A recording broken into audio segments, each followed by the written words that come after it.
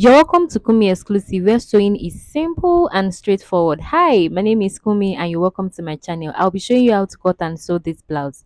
In one of my old tutorials, I showed you how to cut and sew a short from scratch to finish. The tutorial is still relevant. I'll drop the links for you in the description box. Today, we would strictly be making this blouse. I am using African print and the length is 45 inches.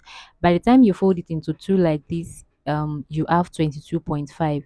Here is my first advice. Don't use a fabric that is not up to 60 inches by length if you would want your blouse to be longer than 18 inches. Except you don't mind joining, you can increase the length by joining the fabrics together. Ensure that the tip of your tape touches the tip of your fabric and measure 4 inches all around.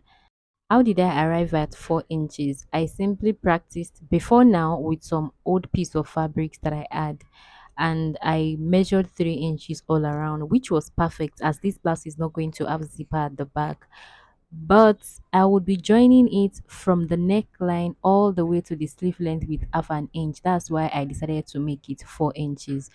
So by making it 4 inches, this is me adding sewing allowance to it. I don't know if you understand. If you make it 3 inches and you eventually stitch half inch on both sides, your head will not be able to pass again. But if you make it 4 inches after stitching with half an inch on both sides from the neckline to the sleeve, like I said, you will be able to wear it comfortably even if your hairstyle is big. From that 4 inches that we marked, place your tape from there and then go all the way to your preferred blouse length. In this case, I don't seem to have a choice. I have 18.5 inches left, so I'll be marking 18.5. Place your tape at the starting point right here and mark all the way to your preferred blouse length. Altogether, I have 22.5, and that's what I'll be marking at the four sides of this fabric. Come right here, mark 22.5. I'll come to this place as well and mark 22.5. I hope you can see my choking. I'll connect these two markings together.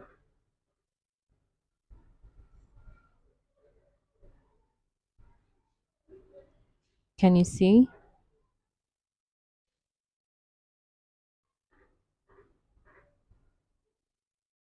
And when I'm done, I'll place my tape on it and measure 22.5.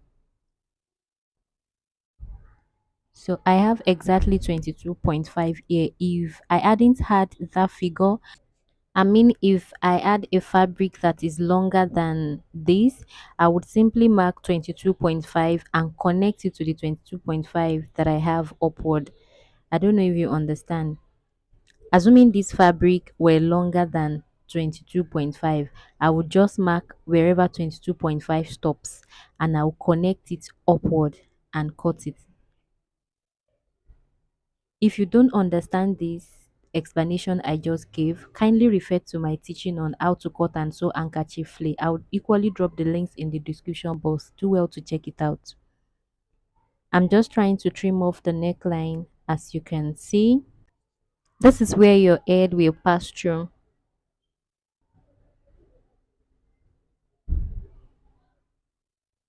right here. I'm just going to open up for you to see.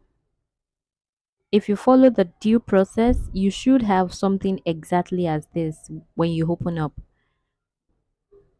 I folded it back.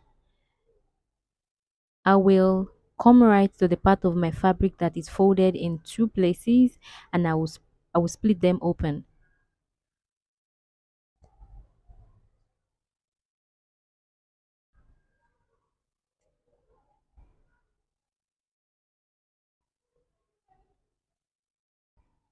I will come right here and mark 0.5 inch. I'll come to the other side and mark 0.5 inch as well. And with the head of my ruler, I'll be making a straight line. If you're a beginner and your hands are not straight yet at the sewing machine, I would recommend that you draw this line as well. So you just stitch directly on top of this marking.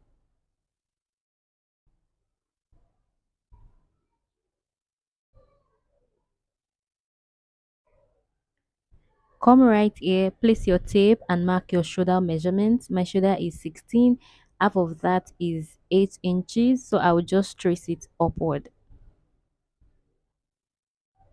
So this is my shoulder. I'm going to give that region a notch. Can you see this is 8 inches? My shoulder divided by 2. I just notched it. I notched it in a way that is noticeable enough for me. Open it up like this. Go over to your shoulder line. Now with the help of that notching, you'll be able to locate it. From that notching, mark 4 inches. That's your sleeve length. You are going to stitch and stop at that 4 inches. Remember there is a slit at the sleeve area. Yeah, so that's why you are going to stop at the 4 inches. Go over to the other side, and with the aid of the notching, you would be able to locate your shoulder. So this is my shoulder. I'm going to place my tape right there and measure 4 inches, and I'm going to mark it. Once again, I would stitch from the neckline and stop at that marking.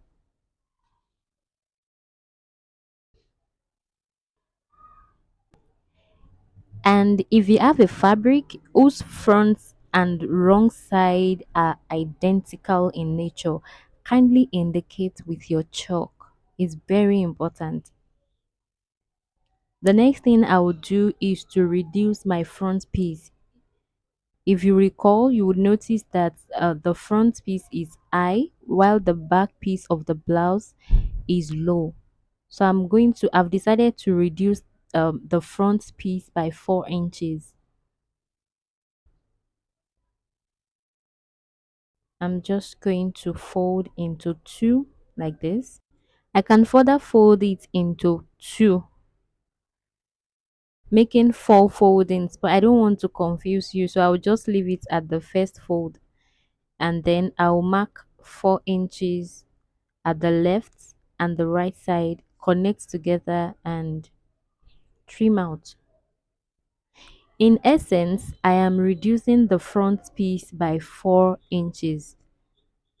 At the start of this tutorial, there was neither the front nor the back piece, but once we reduce the length of one side, that place automatically becomes our front piece.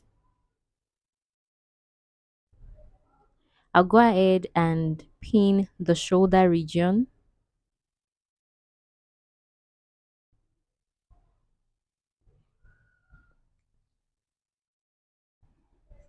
And don't forget that you stitch from the neckline and stop at that 4 inches sleeve length. I have stitched the hem of the blouse, both the front and the back piece. I'll go ahead and stitch, then stop at 4 inches. I'll do the same on this side as well.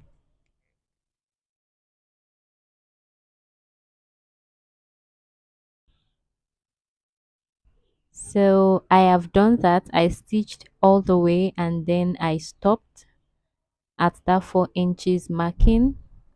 If you take a critical look, you would also notice that I overlocked the edges. I splitted it into 2. I didn't overlock together. I did it individually. So I'll go ahead and fold it like this and stitch a little. I'll do the same here as well. I'm going to fold with half an inch and I'll stitch at the top like this.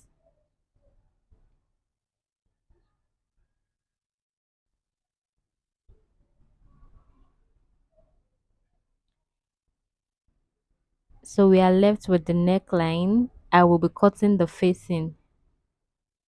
In case you are not conversant with facing yet, take a close look. So I am folding my fabric like this. This is my leftover. I would fold once again, I'll fold the blouse into 4. Please note that your facing is meant to take the shape and form of your neckline. You would recall that at the process of cutting the blouse, the fabric was folded into 4. That's why my facing is also folded into 4. It's going to take the exact shape of my neckline. And then you will trim off the neckline like this. Then you will decide how wide you want your facing to be. I would be using 3 inches. I just want it wide enough so it doesn't fly out when I wear it. I'll mark it all around and I'll trim.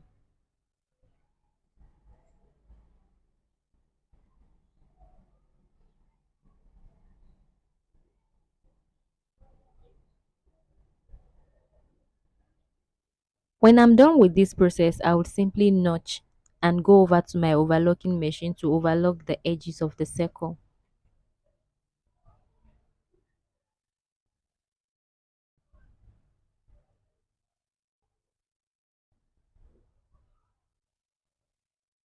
So I have gone ahead to stitch like I said. Can you see? I stitched a little, I folded it into half and I stitched a little, and this is what it looks like afterward.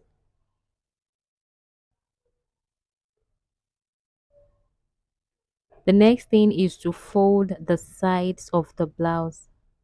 Fold it in with 1 inch sewing allowance. And then before the final stage of this blouse, this is the best time to stitch your facing. Place it right side, the right side of the facing on the right side of the blouse. Ensure it aligns. So one way to get this easily is to place, we notched it. Place one of the notchings on one shoulder. Ensure it aligns with the shoulder. Then place the second notching on the second shoulder and sew all around with 1/2 inch.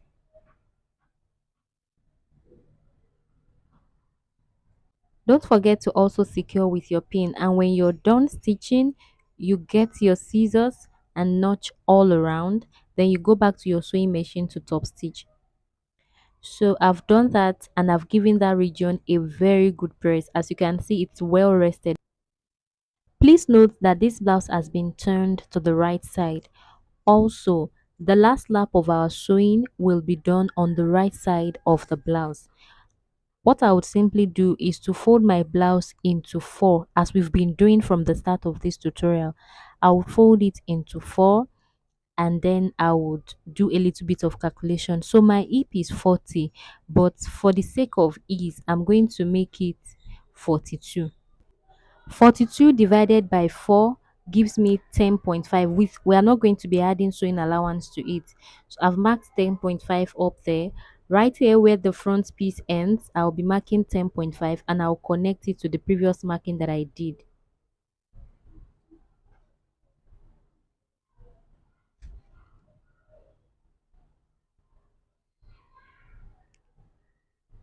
I will place my tape like this on the shoulder and I'm going to mark my armhole measurement.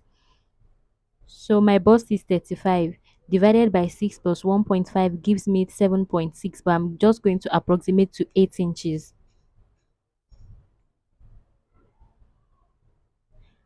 I don't approximate armhole for any other style. It's just because it's a free blouse. That's why I'm approximating. So if you are making a smart dress, please don't approximate. Everything I did on the other side, I'm repeating it right here as well. I have marked 10.5 inches. I have connected it. I'll place my tape right here on the shoulder and I'm going to mark 8 inches. Don't forget this marking is being done on the right side of the blouse. What I will do is to start my stitching from that 8 inches armhole all the way to the end of the front piece of the blouse. 8 inches downward. Yes. So you stop here. Don't forget that all the stitching we did was on the wrong side. It's only the final lap that we are going to do on the right side. And we are not going to add any sewing allowance to it. I'm just going to leave you to go through all of the processes all over again. So this is the side, we folded it. This is the slit at the sleeve. Can you see our neckline as well? This is where you are going to wear it from. And this is the other side. With this, we've come to the end of this tutorial. Thank you so much for watching. Coming up shortly is the outcome of the blouse. Kindly like, share, and subscribe to my channel. Leave me comments in the comment section, sharing your experiences till I come your way in my next tutorial. Bye, guys.